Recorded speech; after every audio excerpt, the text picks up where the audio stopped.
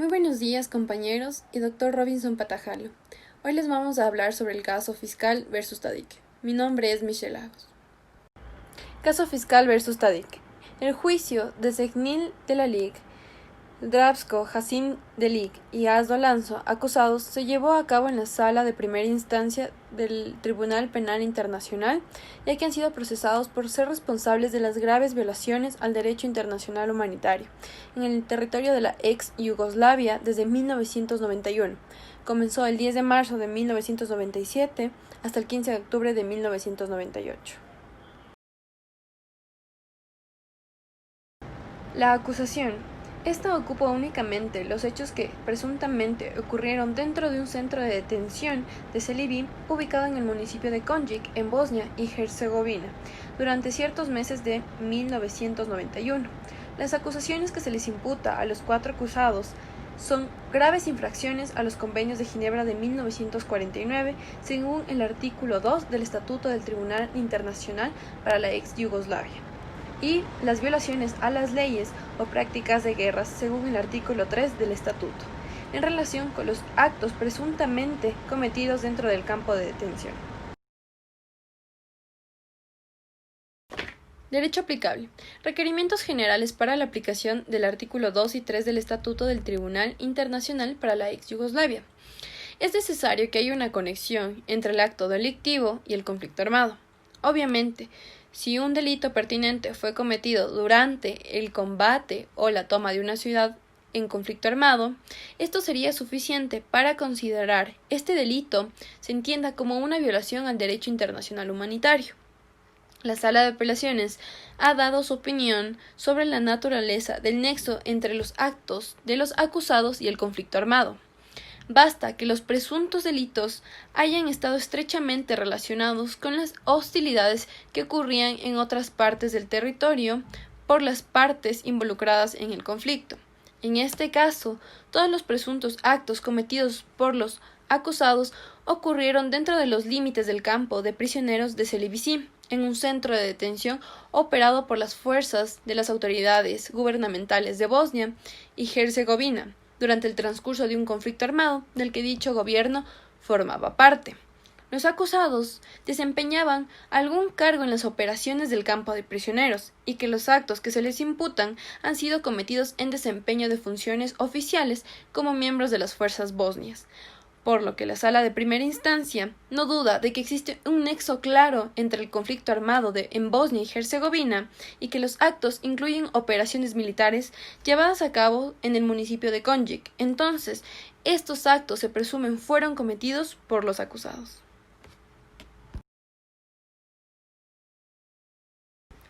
Elemento de los delitos. El delito de violación no está como tal mencionado en los convenios de Ginebra relativos a graves infracciones. Ni siquiera está dentro del artículo 3 común a los convenios de Ginebra, por lo que se lo clasifica como tortura y trato cruel. En esta parte se trata de considerar si la violación constituye tortura según las disposiciones de los convenios de Ginebra. Pero para considerar apropiadamente esta cuestión, la Sala de Primera Instancia analiza en primer lugar la prohibición de violación y agresión sexual dentro del derecho internacional humanitario. En segundo lugar, provee de una definición de violación. Y en tercer lugar, se encarga de establecer si la violación es una forma de agresión sexual y considerarla así tortura.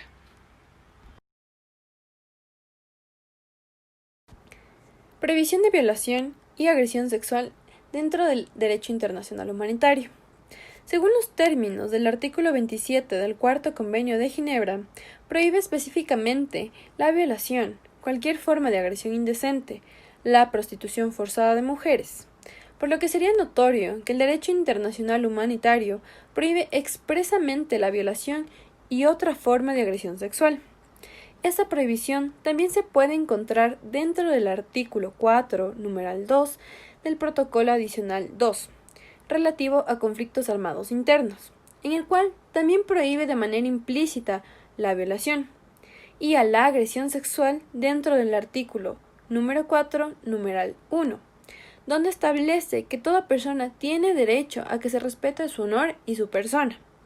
También en el artículo 76, numeral 1 del Protocolo Adicional 1, solicita expresamente que las mujeres sean protegidas de violación, prostitución forzada y cualquier agresión indecente. Además, hay una prohibición implícita dentro del artículo 46 del Convenio de La Haya de 1907. Y por último, la violación está prohibida como crimen de lesa humanidad en el artículo 6 de la Carta de Nuremberg y el artículo 5 del Estatuto. Definición de violación. Dentro del derecho internacional no existe como tal una definición de violación en ningún convenio o instrumento que lo contenga, por lo que la Sala de Primera Instancia toma la sentencia del caso Fiscal versus Jean-Paul Akayesu, en el que se consideró la definición de violación en el contexto de los crímenes de lesa humanidad. Entonces, la Sala de Primera Instancia concluyó que la violación es una forma de agresión y que el elemento central de la violación no puede captarse en una descripción mecánica de objetos y partes del cuerpo. Partiendo de esta conclusión, define la Sala de Primera Instancia a la violación como una invasión física de naturaleza sexual cometida contra una persona en circunstancias coercitivas. Violación. Una forma de agresión sexual y considerada tortura. Ahora, para que la violación sea incluida dentro del delito de tortura, ésta debe reunir los elementos de ese delito, por lo que se procede a analizar las conclusiones pertinentes de los organismos internacionales, judiciales y cuasijudiciales, y también informes emitidos por parte de la ONU. Primero, la Comisión Interamericana de Derechos Humanos y el Tribunal Europeo de Derechos Humanos emitieron decisiones respecto a si la violación constituye tortura. Por un lado, la Comisión Interamericana de Derechos Humanos dictó sentencia en el caso Fernando y Raquel Mejía versus Perú, donde esta maestra fue violada por parte del ejército peruano, por lo que la comisión determinó que dentro de la violación de Raquel Mejía constituía también tortura respecto al artículo 5 de la Convención Americana de Derechos Humanos. Por lo tanto, la comisión determinó que la tortura tiene 3 elementos constitutivos. 1. Debe existir un acto internacional a través del cual se inflige a una persona sufrimiento físico o mental. 2. Ese sufrimiento debe ser infligido con un propósito. Y 3. Debe ser ese sufrimiento infligido por parte de un funcionario público o un particular que actúe a instigación de un funcionario público. La comisión concluyó que la violación ocasiona sufrimiento físico y mental en la víctima. El haber sido objeto de abuso de este tipo también causa un trauma psicológico, que es resultado, por un lado, de haber sido humillado y victimizado, y por otro, de sufrir rechazo de su comunidad si relatan lo que le sucedió. Al establecer estos puntos, se determina que dentro del caso Fernando Raquel Mejía versus Perú, cumple con el segundo elemento de tortura, y que Mejía fue violada con el propósito de castigarla e intimidarla, y de igual manera cumplía con el tercer elemento, dado que el hombre que la violó era miembro del ejército peruano. Por otro lado, el Tribunal Europeo de Derechos Humanos recientemente ha considerado a la violación como tortura, según se lo prohíbe el artículo 3 del Convenio Europeo. Aquí también este tribunal usa el caso Aydin versus Turquía, donde la demandante, luego de haber sido detenida, fue llevada a la comisaría y fue golpeada, cubierta con agua, desnudada y violada por un funcionario del Estado, siendo el propósito de este maltrato la obtención de información o impedir que su familia y otros pobladores se involucren en actividades terroristas. En este caso, el Tribunal Europeo resolvió la diferencia entre tortura y trato inhumano o degradante del artículo 3 del Convenio Europeo, explicando que la tortura se aplique únicamente al trato inhumano deliberado que causa un sufrimiento muy grave y cruel. La demandante del caso Aydin versus Turquía sufrió violencia física y mental, experimentó dolor físico agudo de la penetración forzosa. Con todos estos antecedentes, el tribunal determina que la demandante, al acumular todos estos actos de violencia, y especialmente el acto cruel de violación, constituyen tortura en infracción al artículo 3 del convenio. Cabe recalcar que en la sentencia de Akayesu sobre la violación como tortura menciona, al igual que la tortura, la violación se utiliza con propósitos de intimidación, degradación, humillación, discriminación, castigo o destrucción de una persona.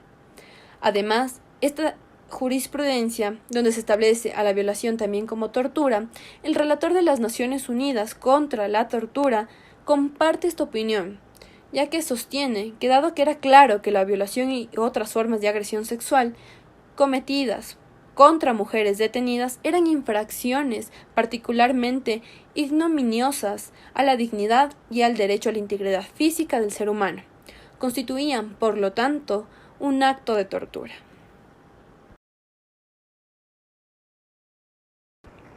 Conclusiones.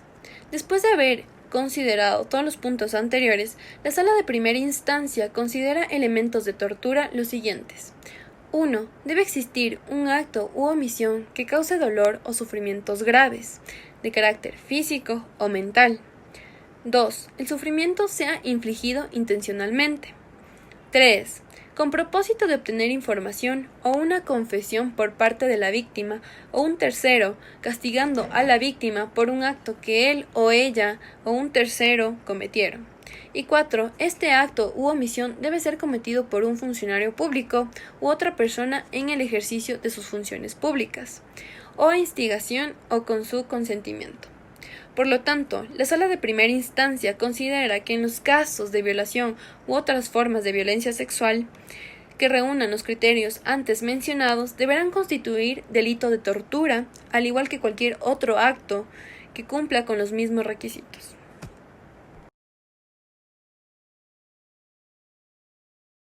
Buenos días, doctor. Buenos días, compañeros. Mi nombre es Tommy Luna y les vengo a hablar sobre las consideraciones de hecho y de derecho relativas a los cargos específicos en la acusación.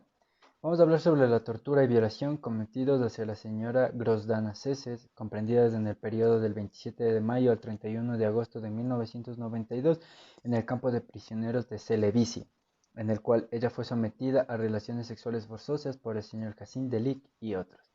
El Tribunal Penal Internacional para la Yugoslavia considera como fundamentos de derecho los siguientes cargos. Cargos 18, artículo 2 del Estatuto del Tribunal, el cual nos habla sobre una grave violación a los convenios de Ginebra de 1949. Cargo 19, artículo 3 del Estatuto del Tribunal, que nos habla sobre la violación de las leyes o usos de la guerra.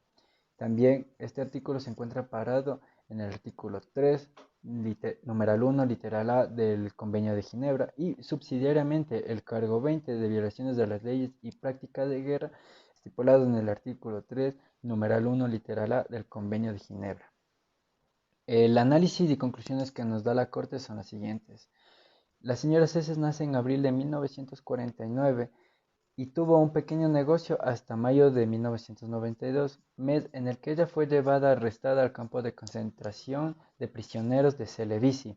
Permaneció las 2 primeras noches en el edificio B. Posteriormente fue llevada una tercera noche al edificio A, donde pasó el resto de su encierro hasta el 31 de agosto de 1992, día en el que ella fue liberada.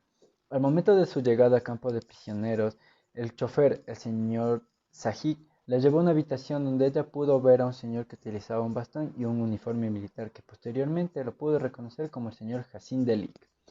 La señora Ceses fue interrogada por el señor Hacin Delic. Mientras le sacaba información sobre el paradero de su esposo, él la abofeteaba. Posteriormente, él la llevó a un segundo cuarto donde se encontraban otras 2 personas y la obligó a desnudarse enfrente de ellos y posteriormente la postró sobre la cama y la obligó a tener relaciones sexuales con él. La señora Ceses en un interrogatorio claramente dijo que el día y en el momento en que pasó eso, ella le pisotearon su orgullo y nunca podrá ser la mujer que antes fue. Ella también supo explicar que ella solo vivía para un hombre y que no podía concebir la idea de estar con otra persona y que ese día fue arrebatada a su amada de su cuerpo. Lo dijo en un interrogatorio.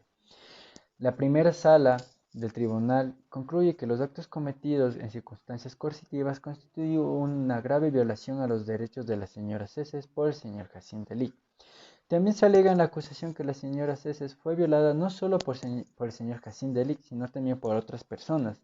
La sala considera que las declaraciones de la señora Ceses, un testigo y el doctor Grubab corroboran y son creíbles y convincentes, lo cual concluye la corte que la señora Ceces fue violada por el señor Delic y otros. Los propósitos de dichas violaciones cometidas por Jacín Delic eran obtener información relativa al paradero del esposo de la señora Ceces, quien en ese entonces era considerado como un rebelde armado, y castigarla por no poder dar información creíble sobre su esposo, el cual la coaccionaron e intimidaron, y ella tuvo, después de las violaciones, instintos suicidas.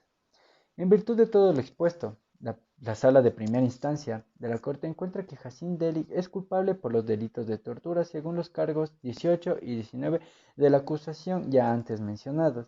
Dado que el cargo 29 de la acusación está formulada por un carácter subsidiario, esta no fue aplicada en el caso, lo cual el señor Jacín Delic fue condenado por los cargos 18 y 19 de la acusación por los actos cometidos de violación y tortura, ya que la Corte considera que se torturó y se violó a la persona coaccionándola a dar una información sobre su esposo y el paradero del mismo. Ahora toca hablar sobre los hechos de tortura y violación a la testigo de nombre protegido Anti. En el periodo de junio-agosto de 1992, en el campo de prisioneros de Celebisi, donde ella fue víctima de violación por parte de Jacín Delic. Los fundamentos de derecho considerados por el tribunal son los cargos 21, 22 y 23 de la acusación, mismos que llevan el mismo fundamento jurídico utilizado en el caso de la señora Ceces. La conclusión y análisis que llega el tribunal son los siguientes.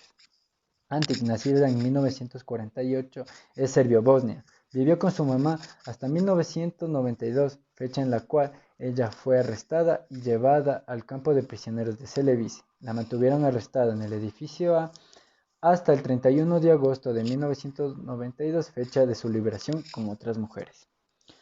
La primera violación cometida fue cuando ella llegó al campo de prisioneros. En aquella ocasión le ordenaron abandonar el edificio A y ser llevada al edificio B, donde Jacín Delic se encontraba utilizando su uniforme. Tras un interrogatorio, él la obligó a desnudarse y mantener relaciones sexuales con ella. La segunda violación ocurrió cuando Jacín Delic fue al edificio A y ordenó a la señora Anti que fuera al edificio B a asearse. Después de hacerlo, la llevaron a la misma habitación donde fue violada por primera vez. Ella, tras llorar y decir que se encontraba enferma y que no le toque Jacín Delic, él, utilizando su uniforme y con una pistola, la amenazó, la obligó a desnudarse e ir a la cama y procedió a violarla. La tercera violación ocurrió cuando Jacín Delic entró en el edificio A. Era de día, entró con granadas de mano, rifles y pistolas. La obligó a mantener relaciones sexuales en la cama donde ella pernoctaba. La sala de primera instancia concluye que estas violaciones fueron coercitivas y constituyen tortura, ya que esas violaciones fueron intencionadamente cometidas por Jacín Delic, quien era un funcionario bosnio. Las violaciones cometidas en el campo de prisioneros que ocasionó Jacín Delic fueron consideradas como amenazas y brutalmente cometidas hacia la señora Antic, ya que el propósito de estas violaciones era intimidar, coaccionar y castigar a Antic por su condición de mujer. También se analizó la violación de los derechos de la mujer por parte de Jacín Delic, ya que por su condición de mujer él la obligó a mantener relaciones sexuales con él. Por último, la Corte estima que hubo un sufrimiento mental y físico por parte de la señora Anti. Las consecuencias de las violaciones son generadas por el señor Delic y la Corte estima que es condenado por los cargos 21 y 22 de la acusación que se presentó.